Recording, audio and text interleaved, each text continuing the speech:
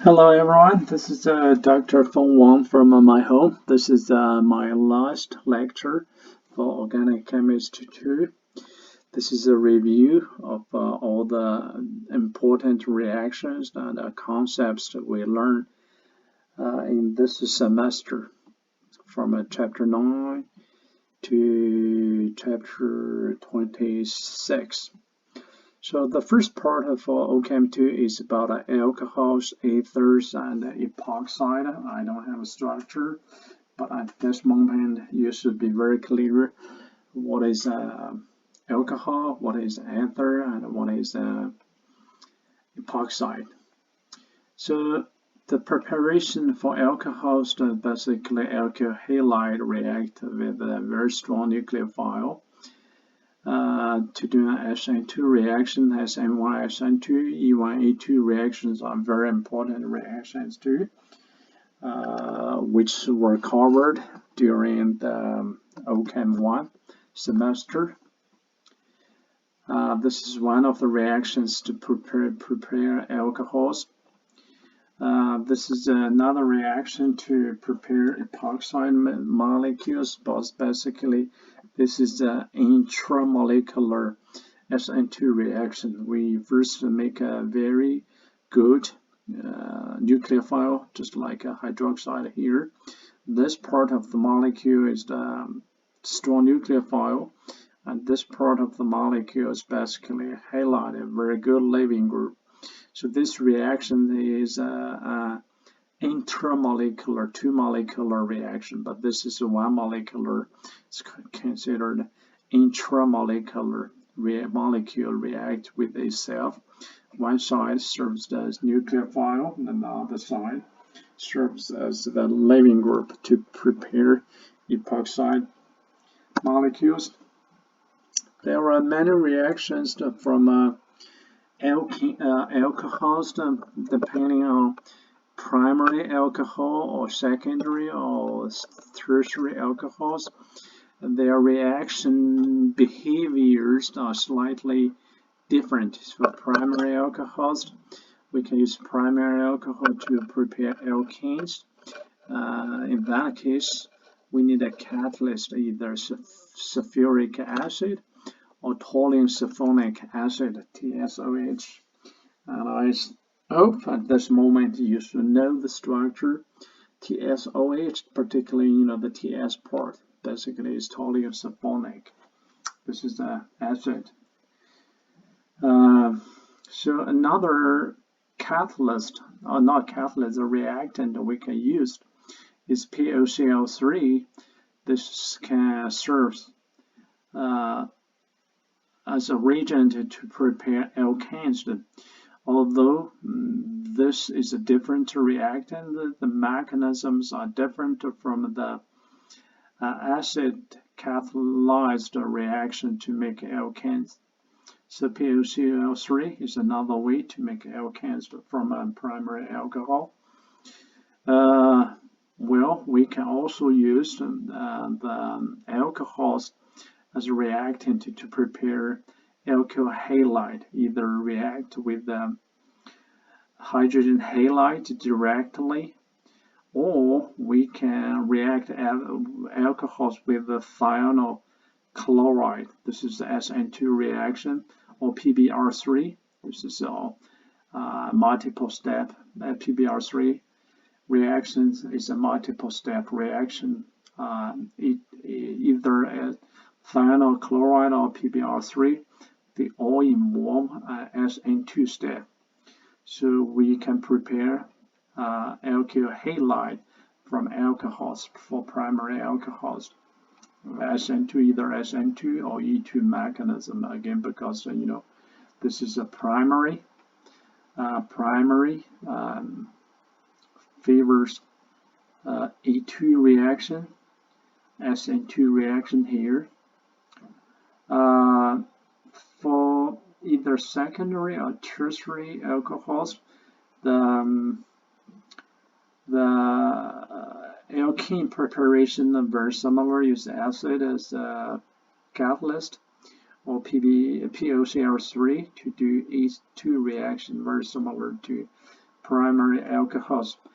But when we use the secondary or tertiary alcohols to prepare alkyl halide, similar reaction, but for hydrogen halide, this is a SN1 reaction because the relatively higher stability of a secondary or tertiary carbon cation than primary carbon cation. That's why when we do this reaction, it's basically is SN1 reaction to prepare a secondary or tertiary alkyl halide. Well, because this is a review, I cannot provide you the detailed information why it is SN1, why this is SN2, but these are all the reactions I'm going to talk today. I consider they are very important organic reactions. When I say they are important reactions, I don't mean it is important for the exam. For the exams, the professors can make whatever they want to have in the exam. But when I say exam, I'm saying from the real world organic synthesis point of view, they are really important. So basically, these are the reactions we worked on pretty much every week or more than that. Another important reactions for alcohols, we use alcohol as a substrate to make other molecules. Well, unfortunately, OH group is not a very good leaving group. Very important reactions, the hydroxyl groups to react with the tosyl chloride. Again, this TS equals to this TS. So when we react alcohol with the tosyl chloride, basically we made a very good leaving group. At this moment, there is no stereochemistry involved because it's only hydrogen is replaced by this tosyl group. So now the tosylate, tosyl group plus the oxygen here is considered tosylate. Tosylate is so different from a hydroxyl group. This is a very bad leaving group, but tosylate is very good leaving group. Whenever we have a very good leaving group here, we can use a lot of nucleophiles to attack this carbon to do SN2 reaction. You see there is a stereochemistry. Wedge line become a dash line. This is SN2 inversion, backside attack, and inversion of the configuration of these carbons. This is just one of the nucleophiles we learned from OChem1. There are many good nucleophiles that can do this reaction.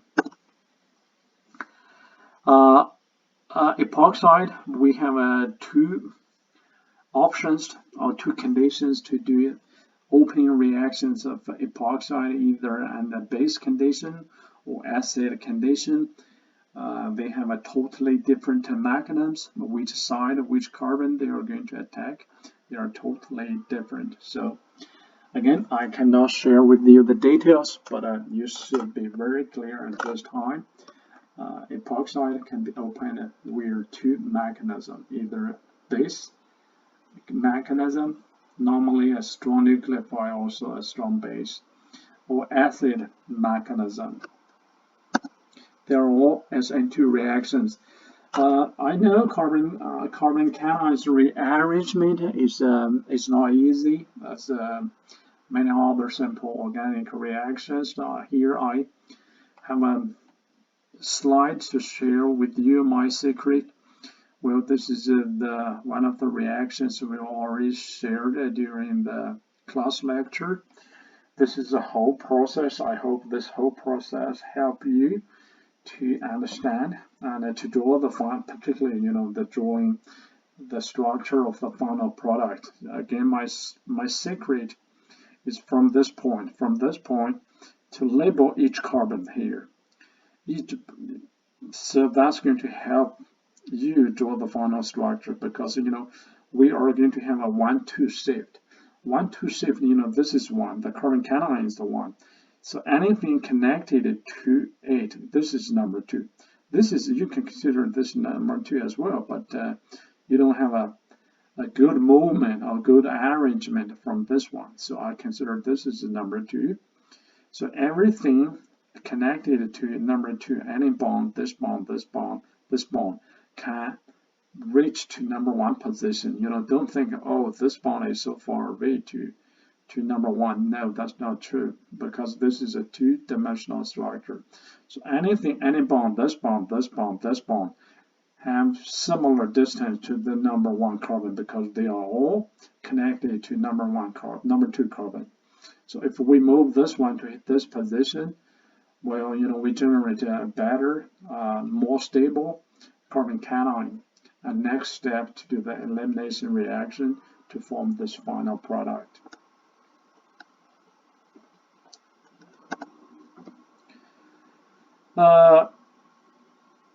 Chapter 10, alkenes. Alkenes first, the structure. Each group of a molecule, they have a unique structure. Alcohols, epoxide, alkyl halide, they all have a unique structure.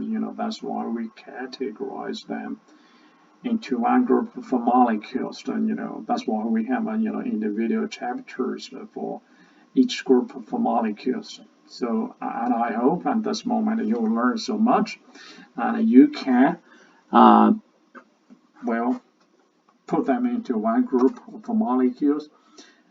Think about the physical properties, chemical reactions. The alkenes, the unique structure is each carbon of this carbon-carbon bond, double bond, they have sp2 hybridizations. sp2 gives us planar. This is definitely a planar. It's a trigonal planar. It's trigonal planar. This is very important for stereochemistry. For alkenes, we learned new ways to characterize the structures of alkenes, either cis or trans. Basically, for a cis alkane, is the 2 big molecules on the same side of the carbon-carbon double bond.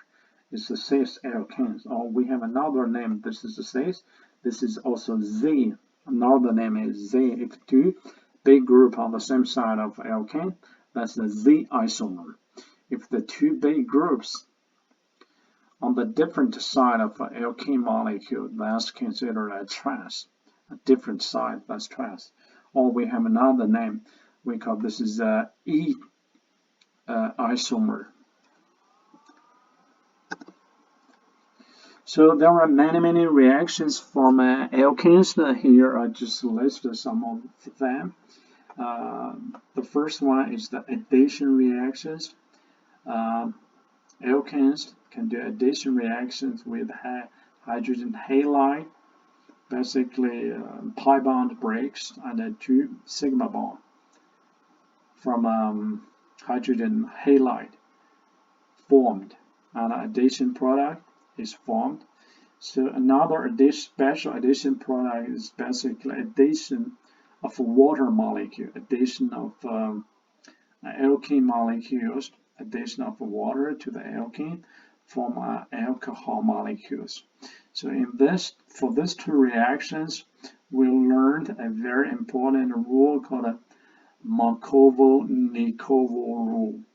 So for the Markovo-Nikodym rule, basically when we do addition reactions of alkenes, either addition of hydrogen halide or water, when we do water, the addition reaction, we need a strong acid, a sulfuric acid as a catalyst. The hydrogen part of hydrogen halide or hydrogen part of water added to the less substituted carbon. I don't care about it, you remember this rule or not, because it's hard for me to believe, any professor, oh, I want to examine you the name of this rule, but normally we just use a structure to check if you fully understand the mechanism of why we have a Markovo-Nikodym rule here. This is associated with the stability of carbon cations, because the intermediate for both reactions is the formation of our carbon cation, which explains why hydrogen added to the less substituted carbon. And we learned more basically addition reactions from alkanes and pi bond. It's not very stable, so it's very easy to do addition reactions. And we also learned the different stereochemistries of this addition reactions. Like the first one is the hybridization reaction.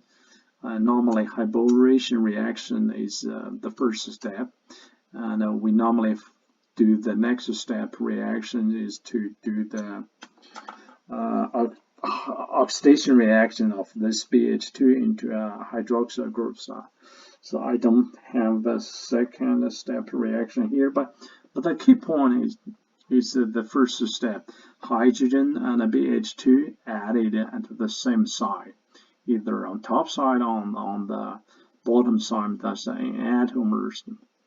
So you need to know they are added into the same side. Why? This is again involves the understanding of the mechanism. A second very important point here is which hydrogen is added. In this case, hydrogen is added into the more substituted carbon. So why? Again, check the mechanism. Then the next step is the oxidation reaction. Basically, oxidation reaction of this BH2 into an OH group. So this is a same side for the addition of halogen. It's an anti-addition reaction. This is this mechanism involves the halonium intermediate. That's why we have two halogen atom added into the different side. This is 2D structure. They are same, all the bottom side. But in your case, whenever you see wedge or dashed line, they are three-dimensional structure. This is a dashed line. This is a wedge line. They are definitely anti-fission mechanism. So for the water addition to the alkanes, this is also could be a same addition. Hydrogen and hydroxyl group could be the same side. Could be the anti addition, and why? This is this is again because of the carbon cation. It's sp2 carbons, so it's like a paper structure, planar structure. So hydroxyl group added to both sides, so we have same and anti-addition.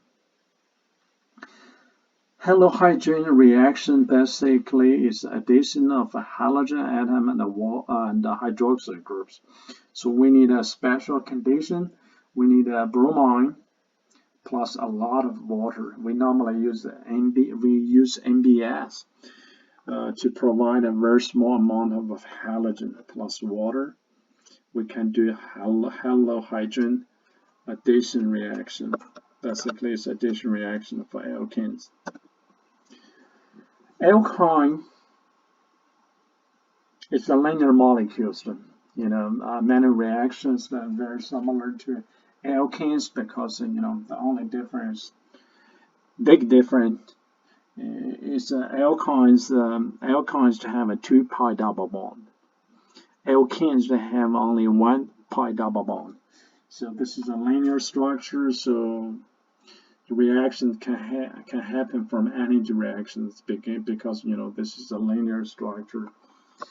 The addition reaction normally involves acid catalyst and mercury sulfonate catalyst.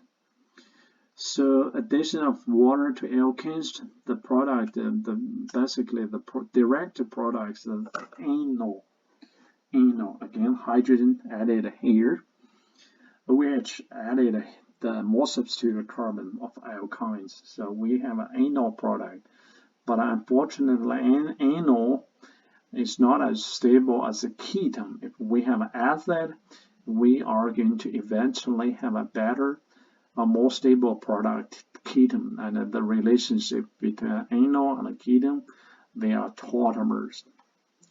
So alkanes can also do the boration and oxidation reactions. So boration reaction, oxidation reaction is very similar to the boration and oxidation reaction. So for alkynes, basically, first step is addition of hydrogen and BH2.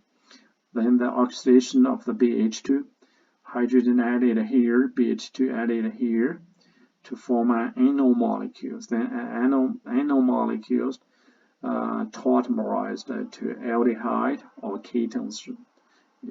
Either it is a ketone or aldehyde. Really depends on what kind of alkynes you use. Another very important reactions for alkynes is the acidity of the hydrogen attached to the sp hybridized carbon. pKa is 25, so it's from affinity's point of view, this is not very strong acid because this is less acidic. The acidity is even weaker than water. But remember, for many organic molecules, they are not serving as an acid. This is a special case. pKa 25 is considered a good acid for organic chemist. If we have a very strong base, we can depronate to do a base acid react, depronate L-terminal alkynes, because another carbon does not have a hydrogen to be depronated or to serve as acid. To form acetylide, and this is basically carbon anion. This is a very good, this is a strong nucleophile, this is also a strong base. But normally we use this as a strong nucleophile because we have so many bases that we can choose, very cheap, like sodium hydroxide, very good base, very cheap base. We don't use this as a base because this molecule is much more expensive than hydroxide. So if we have a strong nucleophile here, we can do a lot of substitution reactions. If we have a electrophile, of course we are going to react with the electrophile. This is just two examples here again. To do a substitution reaction, the SN2 reaction, very strong nucleophile. This is a primary alkyl halide. This is a strong nucleophile SN2 reaction to do SN2 reactions. Oxidation reaction, reduction reactions. First, we learned 3 reduction reactions of alkynes. The triple bond we can reduce with hydrogen gas. Normally, in this case, we do this reaction to make alkanes. So both pi bond reduced to sigma bond. For hydrogen, we use the metal catalyst to do this reaction. The Landauer catalyst, you don't have to know the exact compositions of a Landauer catalyst, but I want you to remember Landauer catalyst is good to reduce alkanes, and the product is a cis alkane. This is the only product, cis alkane. That's the unique feature of the Landauer catalyst, making cis alkanes. The next reaction is the reduction reaction, is called a dissolving metal. Actually, the sodium here, unfortunately, you don't see it here. But I will post this other slide on Schoology. You will have at least an electronic version of my final review slide. So we dissolve sodium metal into ammonium and use this mixture as a reducing agent. We can reduce the alkynes, the triple bond, into a double bond alkanes.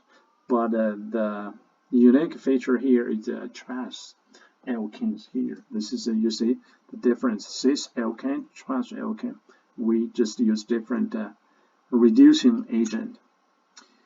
So another part of this chapter is oxidation reactions. We can oxidize um, alkanes into dihydroxyl molecules. And, we can do this way. This is a two-step reaction. The first step is oxidation of alkanes into epoxide molecules. Carbon, oxygen, carbon ring here. Then do the ring opening reaction of the epoxide, either in the acid condition or base condition. So the addition is the anti-addition. Again, really depends on the mechanism. So this two-step procedure gives us anti-dihydroxyl molecules. And we can do the oxidation reactions of alkanes to introduce two hydroxyl groups at the same side. So if we use ozone tetraoxide permanganate, we are going to have an oxidized product, dihydroxyl molecules, at the same side. This is the same oxidation reaction. Again, why we have this product really depends on the mechanism, or depends on what kind of oxidation reagent we use to make the target molecule. Next is the oxidation reaction is the ozone lysis. Basically, we use ozone to split either alkene molecules or alkyne molecules. So these reactions are important, and they are very easy to remember. Basically, you just use ozone to split from the middle of the double bond, from the middle of the triple bond. If a double bond, we got a carbon oxygen double bond only. If a triple bond, we got a more opportunity to do oxidation reactions, and that's why we have carbon oxygen oxygen, like a triple bond. 3 carbon oxygen bond. That's basically a carboxylic acid. More oxidation reactions is the oxidation of alcohols, either primary or secondary. The PCC, again, you don't need to know the exact structure of PCC. The PCC is a milder oxidation reaction. The chromium oxide is very strong oxidative reagent that can oxidize alcohols into acid. So PCC stops at the aldehyde stage. So secondary alcohols, we are going to have a keton as the oxidative product, either PCC or a very strong oxidative reagent used in this oxidation reaction. Chapter 13 is radicals. So we learned the stability of different radicals, particularly, very unique one is called a Lilic radical, the structure, why this one has the unique stability. So normally, whenever you see UV light or heat or peroxide molecules, think about a radical mechanism. We have radical reaction due to the stability. We have a selectivity in the reactions. So it's a very confusing reaction. The NBS, again, in your mind, that's bromine, but either ionic. This is ionic mechanism. This is the radical mechanism. Radical mechanism, you see, give us quite a different product from the ionic mechanism. I also compared the addition reactions of hydrogen halide to alkanes with ionic mechanism. Again, this is a Markov-Nikodym rule. And this is the mechanism, the radical, whenever you see in peroxide molecules, UV light, think about the radical mechanism. Basically, this is anti-Markov-Nikodym rule. Again, well, I hope you understand the mechanism related to the stability of different radicals. So in this chapter, we also learn the very little about polymer synthesis of the polymers. One way to do a polymer synthesis is, a double bond. We are radical mechanism. Basically, we open the pi bond, then we linked all the pi bond. We turn all the pi bond to a sigma bond. We can make a polymer. A second way to do polymerization to make a polymer is called this is a radical polymer. This is a condensation polymer. If you have a diacid react with a dialcohol, you're going to lose the water when you react acid with alcohol. So basically, you condensed diacid and dialcohol into a high molecular weight polymer. So the requirement here is if I give you a structure, you can decode the structure to its monomers. Or if I give you a monomer, you can figure out what kind of the structure of the polymer. So that's the radical chapter. So at this moment, I would like to take a break, and I'll see you later.